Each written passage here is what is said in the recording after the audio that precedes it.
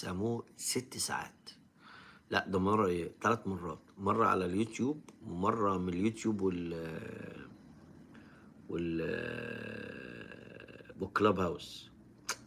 بس كان أيام زمان بقى كان. لأ مش مهم مين اللي قال، مش هنفتن على بعضينا، مش هنفتن على بعضينا، نروح إيه، نروح قاطعين حتة كده ونروح معنونينها القبض على حسين الشحات ومنعه من السفر و براءة الشيبي. أنت فاهم؟ والله العظيم تلاتة بص لها بص معظمه هيبص على العنوان الأول.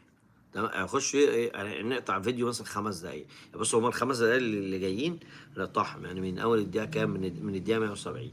خلاص احنا أول ما نوصل الدقيقة 175 يلا استنى نبدأ من دلوقتي 171.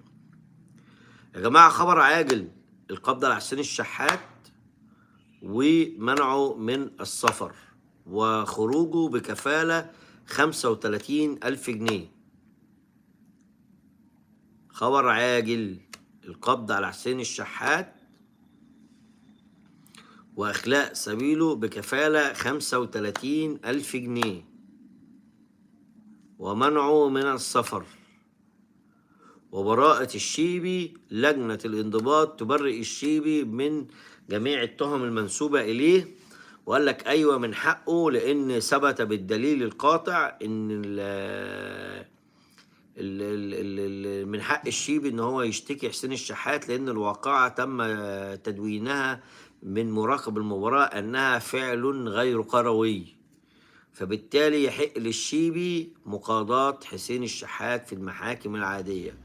ومحامي الشيبي بعت جواب للاتحاد الدولي لكرة القدم الفيفا يا وردة، وسألهم وقالوا له أيوة من حقك الواقعة دي، ووقائع الواقعة ديت خارج إطار كرة القدم المصرية والعالمية، فيحق لك أن أنت تقدر تقدم شكوى، لأن دي من الحاجات وللأسف الشديد اللي الناس قالته الفترة اللي فاتت كلها كان غلط. وكان اتحاد الكورة الجواب اللي قدمه للنادي الأهلي كان مغلوط، وكان مبني على غير وقائع حقيقية، وكان مجاملة للنادي الأهلي.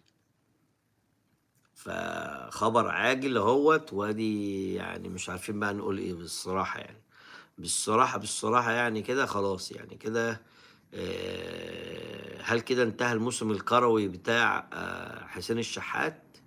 هل حسين الشحات دلوقتي خلاص كده؟ هل الأهلي يتخلى عن حسين الشحات؟ هل الاهلي ما وقفش جنب اللاعب بتاعه زي ما بيراميدز وقف جنب اللاعب بتاعه، وكل شويه يهربوا من لجنه الانضباط بالاتفاق مع لجنه الانضباط ان هم يبقى يقولوا لجنه الانضباط عندنا الماتش النهارده، فلجنه الانضباط تبعت تستدعي النهارده، وبعد كده يقولوا لا اصل احنا عندنا ماتش، فيأجلوا الايه، يأجلوا الاستدعاء. بعد كده يجي يقولوا لهم مفيش مشكله، استدعوه تاني يقول له الحق ايه، قال له لا ده الشيبي مش موجود في مصر، الشيبي موجود للمرة التانية على التوالي في الأراضي المغربية. فيبعتوا له يقولوا لا ده عنده ماتش، مرة عنده ماتش مرة في المغرب، مرة عنده مغرب ومرة في الماتش، فبيلعب يوم ويوم، يلعب يوم في المغرب ويوم في القاهرة.